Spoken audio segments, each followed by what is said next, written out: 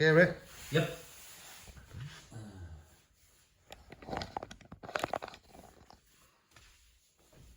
So we're going to look now at things we can do with an overhook, a whizzer from the Z guard. So let's talk about what I'd be doing from here. So let's just say Tyrone's doing, we've counted it, we've shown you what he needs to be doing with his shoulders, with his hips, with his arms, his defensive hand, his creative hand. And again, I'll be trying to put pressure on him.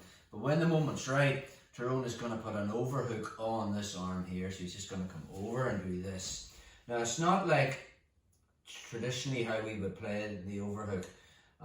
Again, this is good for, see the way Tyrone's bringing his right hand, his fighters into his sternum. Just pull your hand into your sternum and that's tight. Stops me from pulling my hand out. But from that position, you know, Tyrone should be thinking about not getting flattened, and unfortunately the whizzer, the way he's doing it now, will allow me to basically put pressure on him to flatten him out, because when he holds the whizzer in that position, maybe just cut him out so you can see in the camera what you're doing.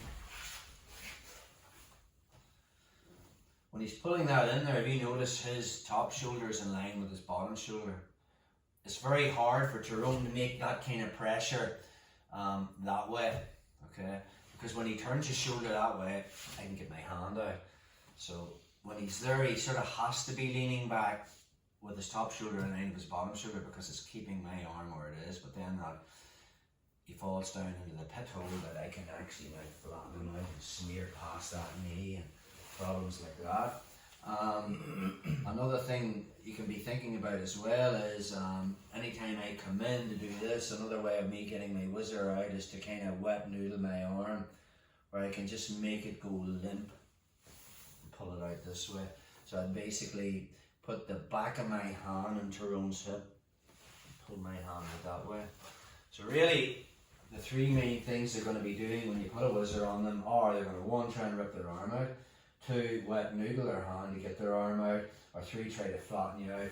So the way this guy plays it, he doesn't play the overhook like a clench, like an overhook in like this here. Okay, he actually pulls his fist into this armpit. And we'll take a look at that. So we're playing the whole game. When the moment's right, I'm going to put a whizzer on Tyrone's arm here, but I'm going to be putting pressure on his arm. So I'm actually physically pulling my fist into my armpit. So one, Tyrone tries to pull his arm out. It's a little bit difficult. If he tries to wet noodle from here, I have a lot of pressure on his arm there. Yeah. And if he tries to flatten me out, it's difficult if he puts weight on me, because my right shoulder is in front of my left shoulder. But if you notice what he did there, then he was going to start and put his hand there and push into me, which is what I wanted. Okay, I didn't want to say that, but so we're playing the game, we're playing the Z, because we're going to look at how I can control two of Tyrone's arms with one of mine, and then I'm just going to hit a basic butterfly cut sweep. So again, playing the whole game. When the moment's right, I'm going to kick it up, put that whizzer on, but the detail is I'm pulling my fist into my armpit like this. And again, my other thing I'm looking for is making wrist control here. Okay. So once I get that, from that position, I can start to make Tyrone put his hand way out here and put weight on that hand. The problem is now when I try to pull it in, I can't, because all his weight's on it. So if Tyrone puts his weight in his fist there, it's very difficult for it to pull in. So all I'm going to do is actually come up to this position, and I sort of hit him on my shoulder, and then I just pull this in. And now from there I'm going to pass Tyrone's left wrist to my right hand here. Okay. Once I get that, I'm going to be shrimping out and putting in a butterfly hook. And now from this position I will reinforce my left hand grip on Tyrone's left wrist with a right hand grip of his tricep. And now I'm just launching him up, and I'm into top position. let's do that again so we can get it on the radiator. Just move over this way. Perfect. Okay. So we're setting up this butterfly guard sweep with a 2-on-1, and then we're going to just hit a butterfly guard sweep. So again, I'll be playing the game. When the moment's right, I'll be kicking up with this leg, putting on that whizzer, putting on that overhook. You notice my defensive hand has already got the grip here. And again, from there, I'll be pulling this fist into my armpit.